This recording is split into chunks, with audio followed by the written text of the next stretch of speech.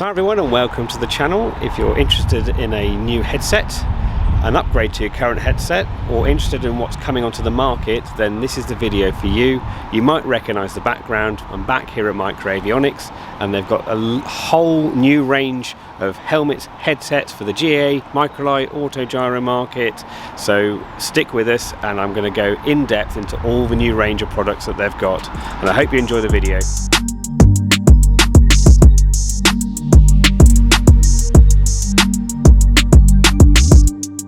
So everyone, we're now inside the hive of Micro Avionics, and I'm really interested today to look at the whole range of headsets, from those that fly your Cessnas, your Pipers, your Cirrus, etc., that have a quieter cockpit, through to your three-axis that's slightly noisier, down to your flex wings and your auto gyros. Not down to, along to. Sorry, I didn't mean to upset any auto gyro pilots or flex wing pilots there. But there is a whole range of headsets that are quite new to the market, and so we've got some on the desk here that we're going to talk about in depth. So Eddie, it's always interesting when I come here to look at what you're producing. It's like you've got a Micro Avionics skunk works going on all the time to develop products. Clearly the headset to my right is a new product as well on the market. So Eddie, why would a GA pilot or any type of pilot be looking at this headset over this headset, or this headset over that one? What we need to understand first is the different characteristics of the headset. Completely different sides to the market. This headset's a thick ear cup, very good passive attenuation. Compared to the passive attenuation of this headset, the passive attenuation is lower. This headset relies on active noise reduction to lower the noise. So let's just say if you're a student, you're probably going to want to look initially for training at something like our GA100 headset. Very good passive noise attenuation, doesn't have active noise reduction, will be absolutely fine in a training environment. But after you qualify, you might want something a little bit more with some extra features like active noise reduction, Bluetooth, things like that. If you was that same student flying one of these headsets, they do have batteries in these control boxes. So when you're low hours, you don't want the batteries going flat because you'll lose active noise reduction, and because these aren't as good passively, it's going to start getting quite a noisy headset. So for a student, that's not ideal. That headset is more ideal for a student. It might be that you're learning to fly in a three-axis microlight like a thruster, a very noisy aircraft. In that instance, I would always look at a headset that's got good passive noise attenuation over a headset like this. Not that you'll go wrong with this headset, but I think it's good if you're in a very noisy environment, cut out the noise with a good passive attenuation headset first. I used to fly a C-42. These would be absolutely fine. These would be fine. It's your personal preference. Realistically, they're designed for two different types of environment, really, and experience level, because as you said, you don't want to be messing around with batteries in your early stages of flying. But I've got the feeling that this has got a few more bells and whistles behind it than this general headset. So if you're more experienced and you want more features of the aircraft, of the headset in the aircraft you're flying, what does the Aero 300 bring that the GA200 doesn't? Let's look at the GA100. Sorry, GA100 is what we have on the bench here. This has Bluetooth and it's an A&R controller as well. There is two AA batteries in here, two Duracells, so you always have a spare set in your pocket. The Bluetooth will connect to anything like a tablet, telephone. You can stream Skydemon audio into your headset, so you'll get your audible alerts, warning airspace 2 miles ahead will come through on the Skydemon alerts. Obviously, with it connecting to a telephone, there's stereo music, it can do telephone calls. But I would say, telephone calls, it's an emergency situation. It's not telling your partner you're just about to land, get the kettle on. Yeah. I also noticed that it's got left and right volume controls. And yeah, so it's a full stereo headset. You can adjust the audio balance from left to right. Maybe you're hard of hearing and you want to balance it up, you can do that. Yeah. So it seems that you've really sort of touched on a market that you've not really been in before in terms of this headset. Would that be true to say? It is really, and the Aero 300 is hitting a market. There's a lot of competition there, but it's priced at a nice price break. So you're not spending the earth on a headset. It's all backed by MicroAvionics, so you're getting the MicroAvionics service that you expect. So I just want to throw you some examples and see what headset would be ideal for that type of aircraft. So say you were a qualified pilot in a Skyranger, what would be the ideal headset in that scenario? Well, let's say a Skyranger that you've just ordered, okay, because you may already have an intercom system in it which would sort of indicate or push you towards one system than another. But if you're just ordering a Skyranger, you're probably going to go with GA plugs and a panel mount radio, I'm guessing. But in that instance, let's say if you're already qualified, I'm going to push you down the Aero 300 headset. Skyranger is a noisy aircraft, but it's not over noisy. You're going to have a spare set of batteries in your pocket to put in the controller if those batteries go flat. Self-contained. I'm going to push you down that headset, and you've got good A&R performance as well. So I think as a qualified pilot ordering a new aircraft, you're going to put a GA radio in it. Aero 300. So let's look at another scenario of something like a thruster. Well, completely different aircraft there. So you've got a lot of noise. You might be wanting to look at good passive noise attenuation as well. So I'm going to push you down GA 100, but we also do this version in an A&R version, and we can put a Bluetooth controller on for you. So I'm going to say GA 200 for an enclosed thruster. You're getting the benefits of the Bluetooth. If it's an open cockpit thruster, it's open at the back, I'm going to say go GA 100. Don't think you're going to get much performance out of the A&R. Save yourself a few pounds. So let's look at another scenario. So I'm a syndicate member in a Cessna 172, for example. What would be the ideal headset in that scenario? Okay. Again, I think we're going to say you're a qualified pilot. I'm going to go Aero 300. Good A&R performance. The passive attenuation is not the best compared to these headsets, but the A&R, when your batteries are fine, would that you mentioned that a couple of times, but would that not be the same with any other headsets similar to this, other brands, but say the Bose, the Sennheisers, they're all going to be in the same bracket, aren't they? Well, they all have a controller, they all have batteries in, they're a sort of lightweight headset, so passive noise attenuation over something like that is totally different. So if you're a qualified pilot, you can put some batteries in there. You've got A&R. All of the headsets you mentioned will have good performance. This will have good performance. If you want the lightweight headset, and then yes, if you're flying the 172, you're going to choose that. So in effect, you've created 3 different headsets for a range of the general aviation, call it fixed wing environment in that sense. So you've got the GA 100, very good passive. You've got the GA 200, which has got passive, active noise reduction and Bluetooth. Correct. And then you've got the Aerolite 300, which has got active noise cancelling and Bluetooth and the controller, and lightweight for the long distance flying. Yeah, basically Aero 300. GA 200, GA 100, complete mix. But what I would say, if you're not sure what headset is going to be best, you give us a call, drop us an email, we'll go through it with you. UK manufacturer, UK service, we'll sort you out with what you need. Cool. We'll leave that side here and we're going to move on to a few more of your exciting developments. So hopefully that's been quite helpful for those that have been interested in replacing their headset or looking for a headset as a student, and all the features of the general aviation headsets that MicroAvionics make. However, for those that are in the ultralight or microlight, flex wing, delta wing, whatever you want to call it, arena, Eddie, I hear you've been making new stuff, and I say stuff in a very generic way. You haven't just made a new headset, really, have you? I heard you've made some new mouldings. Yeah, we've made a few improvements. So we've got a new headset here, Giles.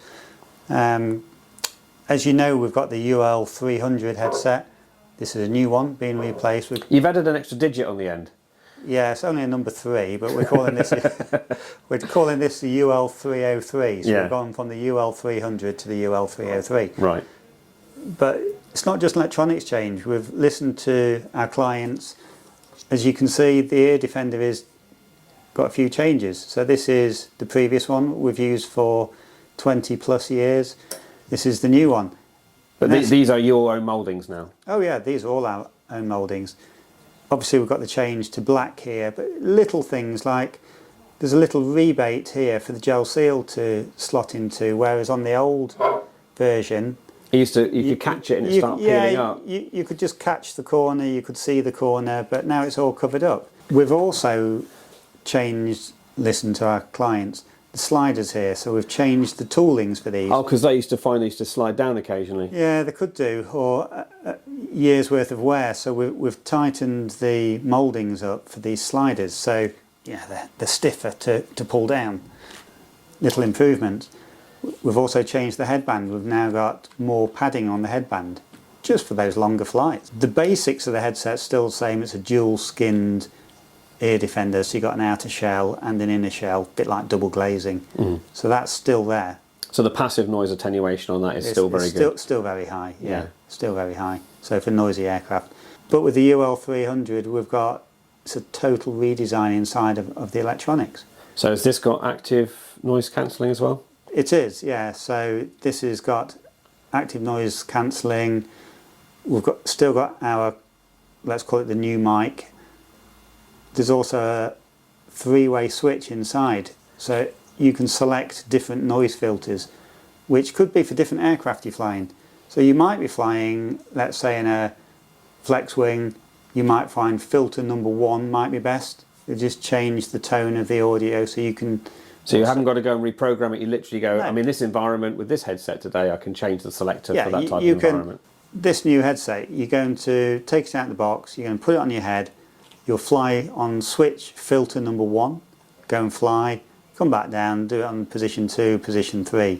What you'll find is the sound of the audio will be different and it's been matched to the aircraft you're flying. So if it's a flex wing versus something like a Sky Ranger, you might find on a flex wing you want filter number 1. Oh, because some have quite high tones, some have low, and some are high wind noise environments. Yeah, the frequency will have a lot and wind buffeting.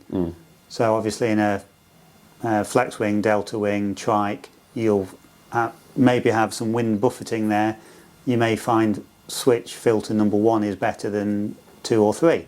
But if you're in a Sky Ranger, you're not suffering from wind buffeting. Yeah. So you may find filter number 2 is different. It'll be a low level drumming noise. Exactly. Exactly. See, the ANR will take out a lot of the low frequency noise, but also I'd like to add the ANR can be tuned. I don't know any other headsets that you can. Are you letting people play with their headset? You can, yeah. We'll send the ANR set out on a setting that you can just go and fly with. So with the ANR, what you'll find is user adjustables, a little screwdriver, and if you're flying a Sky Ranger, C-42, something like that, enclosed cockpit, you can turn the ANR performance up. If you get too high, it will squeal in your ears, so you just back it off. But if you're flying a trike, you may want to have the ANR slightly lower. If you get wind buffeting on the headset, the ANR, you may hear that resonating through, so you'll just back off the ANR. So it really allows you to tune the headset to the type of aircraft you're flying. I noticed there's something missing off the I mispronounced it. It's the Aero 300, not the Aerolight 300. My bad on that one. You did correct me earlier. This one charges off the aircraft intercom, I'm assuming. If you're using our powered radio interface, yes, the radio interface will keep internal batteries charged. If you're connecting it to an old unpowered aircraft, you'll order our USB headset charger. Right. How long will someone get off a fully charged headset? 50 to 100 hours. Right, okay. So they're not screaming going, I can't fly today because I'm charged I would recommend you just charge it up twice a year. If you're using on an unpowered aircraft. If Twice a year. twice a year, Notice he said that, twice a year. the batteries will self-discharge and go flat before you fly 100 hours Yeah. and they actually go flat themselves. Yeah. Because I have had a few comments from me in the past saying, oh, how frequently should I charge my headset? But even with all that, You don't need to worry. Yeah. You just don't need to worry. If you're using an unpowered aircraft, charge it up twice a year. So we've talked about active noise cancelling, etc. But there's no Bluetooth.